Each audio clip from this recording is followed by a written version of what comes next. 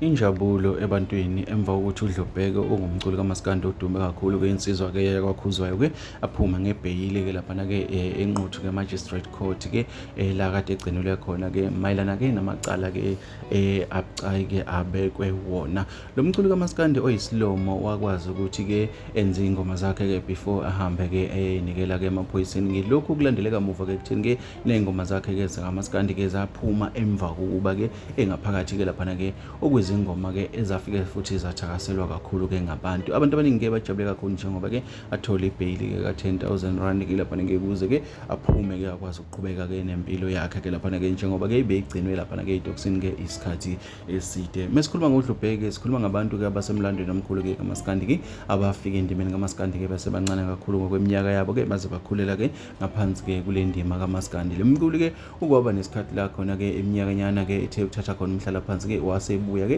ezokhipha-ke lo msebenzi wakhe-ke obe yi-EP-ke laphana-ke igcine nayo-ke ihamba kahle kakhulu-ke laphana-ke asebenze kuyona-ke nensizwa-ke ezimbalwa-ke esingabala kuzo-ke uMdumazi sikhulume-ke ngoSaliwa.